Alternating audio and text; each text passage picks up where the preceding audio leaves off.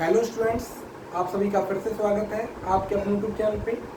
आज हम लाए हैं आपके लिए डी मॉर्गन्स लॉ का प्रूफ। ठीक है, दोनों डी मॉर्गन्स लॉ का प्रूफ कराएंगे। पहले हम कराते हैं फर्स्ट डी मॉर्गन लॉ का proof. First De Morgan law क्या कहता है वो देखते हैं। According to first De Morgan law, the complement of A union B is same as A complement intersection B complement, और you can say complement of A intersection complement of B. ठीक है, तो आपको क्या करना है कि आपको सिद्ध करना है कि ए यूनियन बी का कंप्लीमेंट ए कंप्लीमेंट इंटरसेक्शन बी कंप्लीमेंट के बराबर होगा। आप डैश भी बोल सकते हैं, लेकिन डैश यहाँ पे कंप्लीमेंट की ओर इशारा करता है। ठीक है, तो इसको प्रूफ करने के लिए या दो चीज़ों को बराबर प्रूफ करने के लिए सेट थ्योरी या हायर मैथमेटिक्स में ज़्यादातर हम लोग सबसेट का सहारा लेते हैं। इसका सबसेट का, तो हम लोग क्या करेंगे, हमें प्रूफ करना है ये, लेकिन हम प्रूफ करेंगे ये union B complement is subset of A complement intersection B complement. पहला तो हमारा ये काम है कि हम ये सिद्ध करना है, और उसके बाद हमारा काम क्या है, हम इसका उल्टा सिद्ध करते हैं। मतलब ये इसका सबसेट है और ये इसका सबसेट है।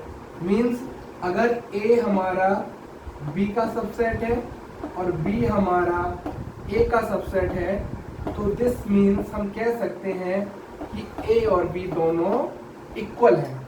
ठीक है, ये हमारी जो इस क्वेश्चन की या इस डी मॉर्गन्स लॉ की, ये इसको हमें मतलब यहाँ तक दिखाना है कि A को B का सबसेट सिद्ध करना है और B को A का सबसेट। तो हम सिद्ध कर पाएंगे कि A और B दोनों इक्वल हैं। ठीक है, तो इसके लिए क्या करते हैं, तो इसके लिए हम लोग इसको हटाते हैं थोड़ा सा, और इसके लिए बेसिकली हम क्या करते हैं, लेट करते हैं एक कोई x है। क्या है, एक कोई x है जो कि हमारा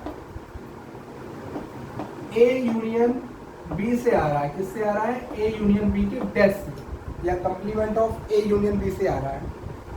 सो अगर x हमारा A यूनियन B के कंप्लीमेंट से आ रहा है, तो ऐसा हम बोल सकते हैं कि x A यूनियन B में नहीं होगा, क्योंकि आप जानते हैं कि कंप्लीमेंट और कोई सेट एक दूसरे के उल्टे होते हैं। मतलब अगर कोई A सेट है, उसका कंप्लीमेंट निकालना है, तो उसके एलिमेंट को हटा दो उस सेट से, तो वो उसका कंप्लीमेंट हो जाता है। मीन्स आप समझ सकते हैं कि अगर रियल नंबर एक यूनिवर्सल सेट है और कोई नेचुरल नंबर या रेशनल नंबर, मान लीजिए आप कि अगर कोई यूनिवर्सल सेट रियल नंबर है और कोई सेट है रेशनल नंबर का, ठीक है, तो उस रेशनल नंबर के सेट का कंप्लीमेंट क्या होगा, इर्रेशनल नंबर। मतलब रियल नंबर में से रेशनल नंबर को हटा देंगे तो हमारे पास इर्रेशनल नंबर बचेंगे। ठीक है, तो याद रखना है। तो अगर x इसके कंप्लीमेंट में है, कोई चीज़ कोई इसी के सेट में है, तो उसके कंप्लीमेंट में नहीं होती है, और अगर कंप्लीमेंट में तो उस सेट में नहीं होती है। तो x जो है A यूनियन B में नहीं होगा।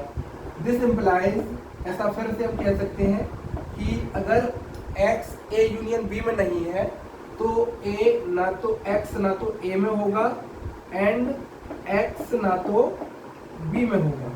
ठीक है, x ना तो हमारा A में होगा और ना ही x किस में होगा, B में होगा।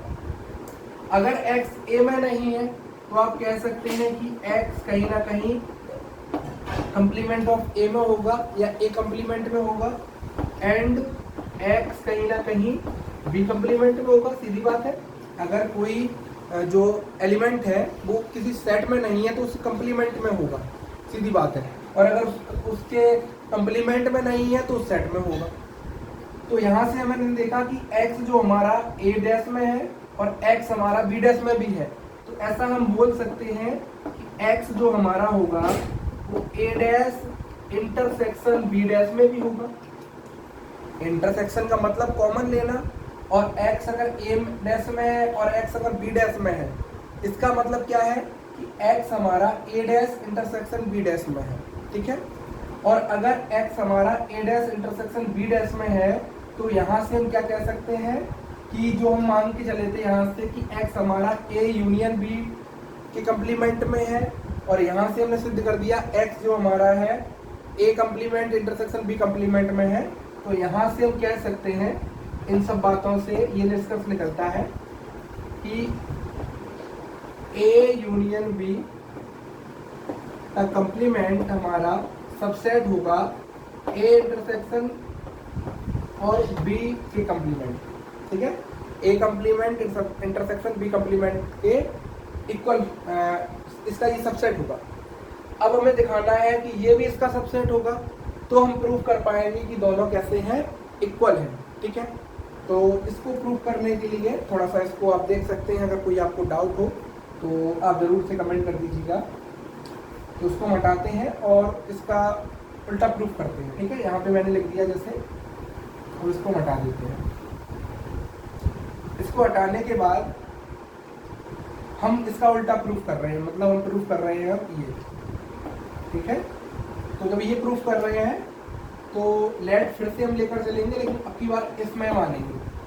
Late x is belongs to a dash intersection b dash, ठीक है। x किसमें है, a dash intersection b dash में उपस्थित है, तो कहीं ना कहीं x हमारा a डैश में एंड b डैश में दोनों में होना चाहिए, ठीक है। एक में भी चल जाएगा क्या, ये देखते हैं। तो अगर एक में है, मान लो x इसमें है इसमें नहीं है, तो वो उनके इंटरसेक्शन में नहीं होगा, तो दोनों में होना जरूरी है। दोनों में होगा तो उनके इंटरसेक्शन में भी होगा। इसका मतलब अगर x a डैश में है तो x कहीं ना कहीं a में नहीं होगा, और x a में नहीं होगा, और ना ही x b में होगा। तो ऐसा हम बोल सकते हैं कि x जो है वो a यूनियन b में भी नहीं होगा, क्योंकि अगर कोई एलिमेंट a में नहीं है और b में नहीं है, इस तरीके से यहाँ से हटा देते हैं, a में नहीं है और b में नहीं है, तो दोनों का अगर हम यूनियन भी लेंगे, यूनियन का मतलब दोनों को मिला देंगे, दोनों का संयोजन करा देंगे, ठीक है। तो सीधी बात है x जब दोनों में नहीं है तो उनकी यूनियन में कहाँ से आ जाएगा, ठीक है, तो उसमें नहीं होगा। दिस इम्प्लाइज हम ऐसा भी बोल सकते हैं कि x जो है अगर a यूनियन b में नहीं है तो उनके कंप्लीमेंट में जरूर से होगा। क्या बोल सकते हैं हम कि अगर x हमारा a यूनियन b में नहीं है तो उनके कंप्लीमेंट में जरूर से होगा।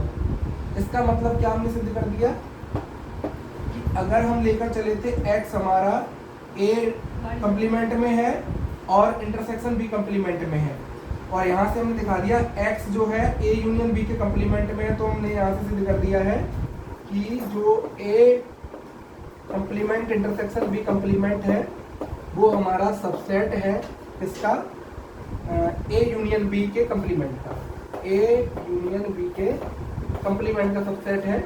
और दोनों इक्वेशन से हम ऐसा कह सकते हैं फ्रॉम फर्स्ट एंड सेकेंड, दोनों इक्वेशन का अगर हम संयोजन करा दें, ये इसका सबसेट है, ये इससे आ रहा है और ये इससे आ रहा है, तो सीधी बात है दोनों कैसे होने चाहिए, इक्वल। तो हमारा जो भी रिजल्ट है वो प्रूफ हो जाएगा कि a यूनियन b का whole dash is same as a dash intersection b dash.